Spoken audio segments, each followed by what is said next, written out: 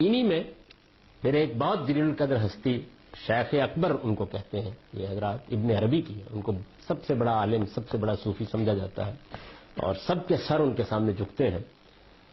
وہ اس کو پھر موضوع بنا کر گفتگو کرتے ہیں. یہ ساری تو بات آپ نے سن لی نا. ابھی تک تو یہ ہے کہ اصل بات حقیقت زیر بحث ہے، یعنی آسمان بھی تو بھی چلے گئے، وہی بھی آ گئی، خدا سے رابطہ بھی ہو گیا، عصمت بھی حاصل ہو گئی، حق کا منبع بھی بن گئے، حق ان کے ساتھ جہاں وہ جاتے ہیں وہاں گھومتا ہے، باطل داخل نہیں ہو سکتا.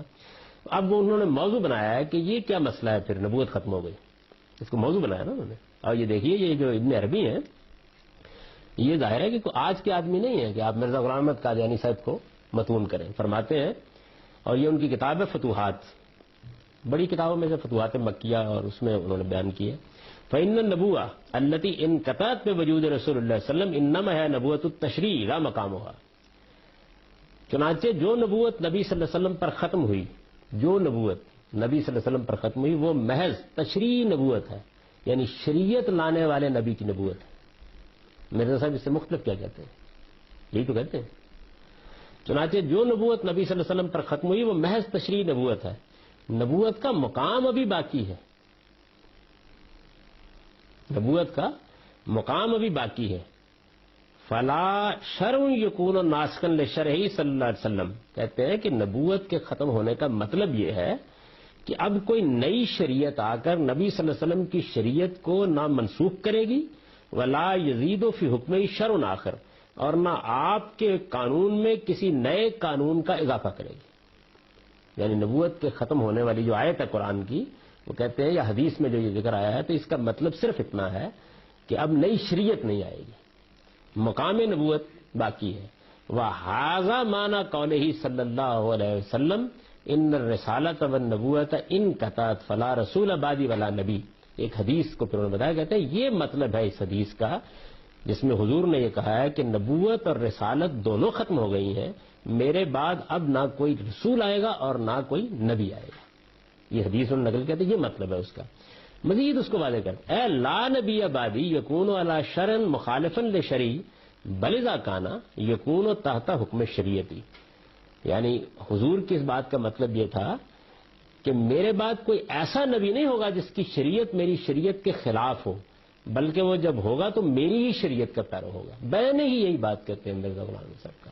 کوئی یعنی اس معاملے میں ادنا درجے کا بھی اگلا قدم نہیں رکھا انہوں نے. یہی بات کہتے ہیں کہ شریعت میں وہی لے کے آیا ہوں، وہی شریعت ہے جس کی مجھ کو پیروی کا حکم دیا گیا ہے. میں کوئی 5 کو 4 نمازیں نہیں کر رہا یا 5 کو 6 نہیں کر رہا، ساری شریعت وہی ہے. اچھا، شیخ احمد سرہندی جن کو اقبال میں حاضر ہوا میں شیخ مجدد کی لحد پر، یہ وہی شیخ ہے جن کے اوپر نقشبندیہ سلسلہ یہاں اپنے کمال کو پہنچا ہے اور جن کو الف ثانی کا مجدد کہا جائے، دوسرے 1000 سال کا. وہ اپنی کتاب، ان کی مکتوبات بہت مشہور کتاب ہے، اس میں اسی موضوع پر لکھتے ہیں کہ باعث دانست کے منصب نبوت ختم بر خاتم الرسل شدیس علیہ وعلی علیہ الصلاۃ والتسلیمات اما از کمالات آن منصب بطریق طبیعت مطابعان اورا نصیب کامل است. فارسی عبارت ہے. جاننا چاہیے کہ منصب نبوت بے شک خاتم النبیین صلی اللہ علیہ وسلم پر ختم ہو گیا، منصب نبوت، لیکن اس منصب کے کمالات، منصب کے کمالات کیا ہیں؟ وہی آتی ہے نا، الہام ہوتا ہے، خدا سے رابطہ ہوتا ہے. اس منصب کے کمالات آپ کے پیرووں کو آپ کے پیرو ہی کی حیثیت سے اب بھی پورے حاصل ہو سکتے ہیں، کم نہیں، تھوڑے نہیں، کسی نچلے درجے میں پورے حاصل ہو سکتے ہیں. اچھا، یہ باتیں ایسی تھیں. یعنی ان کی آپ براہین احمدیہ جو ہے وہ پڑھی ہوئی ہماری لائبریری میں، ساری جلدیں اس کی اور سب ان کی جتنے بھی ہیں، روحانی خزائن کے نام سے وہ سب چھپی ہوئی ہیں. ان کو آپ پڑھیں جب تو آپ کو یہ معلوم ہو کہ ایسی باتیں ہیں. یعنی انہوں نے بہت دلائل دیے اس بات کے کہ نبوت جو ہے وہ اس کا مطلب یہ ہے اور الہام جاری رہنا چاہیے اور وہی جاری رہنا چاہیے، یہ خدا کی نعمت ہے، اس سے محروم کیسے ہو گئے؟ بنی اسرائیل میں تو سب لوگوں کو ہوتا تھا، محمد الرسول اللہ کی امت کیوں محروم کر دی گئی؟ اس طرح کے عقلی دلائل انہوں نے دیے. پھر الہام وہی یعنی خدا سے رابطہ، اس کو اسی طرح کی تعبیروں میں بیان کیا انہوں نے تمام صوفیانہ تعبیرات میں، اور زندگی بھر کرتے رہے. اور پھر کسی موقع پر نبی کا لفظ استعمال کیا تو انہوں نے کہا کہ میرا مطلب یہ ہے، میرا مطلب جیسے یہ بیان کرتے ہیں میری مراد یہ ہے، میرا مطلب یہ ہے. تو یہ وہ بیان ختم نبوت کو بھی انہوں نے کہا کہ میں اس کا قائل ہوں لیکن میرا مطلب یہ ہے. حضور کی ختم نبوت سے مراد یہ ہے. یعنی آپ کے ہاں ایک شخص نے نبوت کا بیچارے نے دعویٰ کر دیا تو آپ نے پکڑ کے اس کو کہاں پہنچا دیا.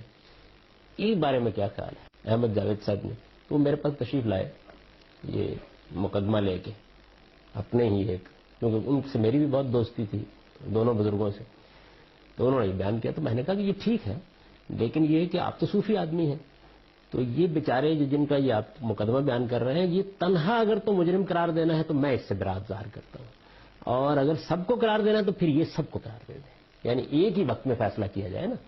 ان کے بارے میں تو آپ کچھ فرمانے کے لیے تیار نہیں ہے، لیکن یہ کہ وہ موجودہ زمانے کا بیچارہ ایک آدمی کچھ کہہ بیٹھا ہے، سب کو ایک ہی لاٹھی سے آنکھیں. یعنی اگر نبوت کا منصب یا اس کے کمالات کا دعویٰ کرنا یہ ایک جرم ہے، تو پھر یہ جرم وہ ہے کہ در شہر شما نیز کنند. یہ کوئی ایک نہیں ہے جس نے کیا ہے، تصوف کی پوری تعبیر اسی پر کھڑی ہے، سب یہ بیان کرتے ہیں. اس میں ان اصطلاحات کو آپ سمجھ سکتے ہیں جو مرزا صاحب اپنے لیے کہتے ہیں، بروزی نبی، ذلی نبی، تابع نبی، غیر تشریعی نبی، یہ اصطلاحات استعمال کرتے ہیں نا وہ، یہ اصل میں یہی اصطلاح اس میں اس پس منظر میں سمجھ سکتے ہیں. جیسے صوفیوں نے اس کو بیان کیا نا، تو انہوں نے نئی تعبیریں اس کو دی اس نوعیت کی.